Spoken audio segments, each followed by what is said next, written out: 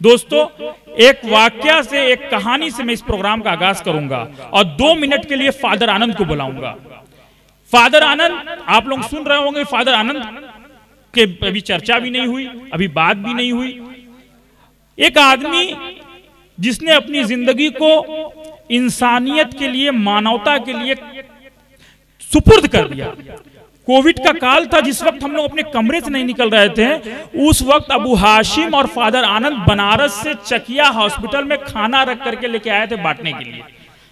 आप सोच रहे होंगे फादर आनंद जो है वो कोई 35 साल का, 24 साल का नौजवान आदमी का नाम होगा या कोई मजबूत आदमी होगा, लेकिन उसकी उम्र मुझे लगता है लगभग 60-65 साल की होगी। जिस वक्त मेडिकल साइंस ने कहा कि सबसे ज्यादा कोविड का जो खतरा है वो बुजुर्गों पे है, उस वक्त वो आदमी खाना लेके चकिया आ रहा था। मैं ये सोच रहा था, महसूस कर रहा था कि जिंदगी, मानवता को की हिफाजत के लिए अगर कोई आदमी इस उम्र की कागार में भी समाज को बचाने का काम कर रहा है, तो हमें सीखना चाहिए कि इंसानियत को कैसे बचाया जाए।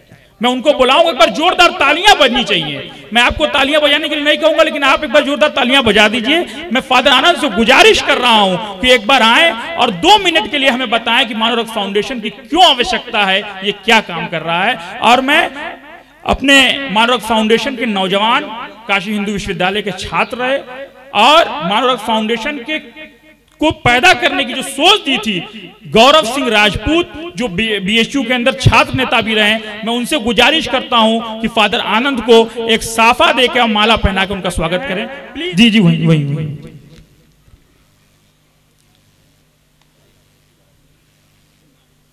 हम भी पिए, तुम भी पियो, रब की मेहरबानी, प्यार के कटोरे में गंगा का पानी। अब्दुल्ला जी, बहुत बहुत शुक्रिया यहाँ बुलाने के लिए।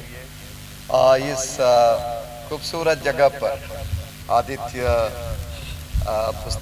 पुस्तकालय के इस अहाते में बैठे हुए आप सभी का मैं अभिनंदन करता हूं और मंच पर बैठे कवियों, शायरों का भी अभिनंदन करता हूं। मानव रक्त फाउंडेशन पिछले कुछ वर्षों से लगातार जो समाज का सबसे ज़रूरतमंद लोग जो काफ़ी परेशान होते हैं, अस्पताल में मरीज भर्ती हैं और डॉक्टर लोग की मांग कर रहे हैं,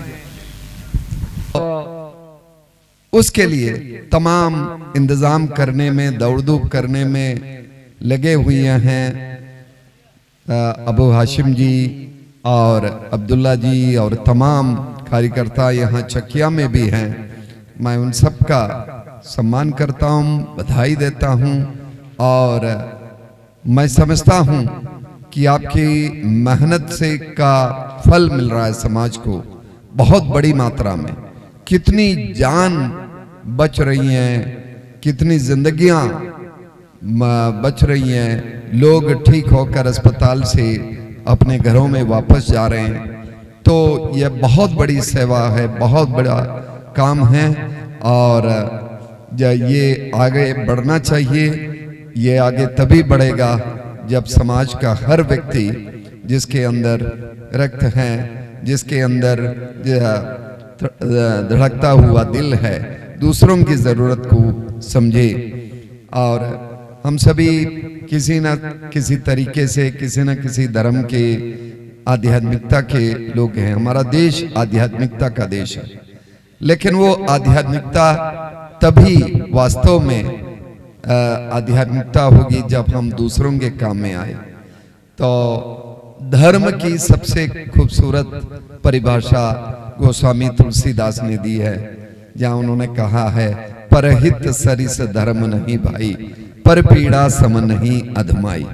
तो दूसरों का हित, दूसरों का कल्याण, इससे बड़ा कोई धर्म नहीं, यही सबसे बड़ा धर्म है।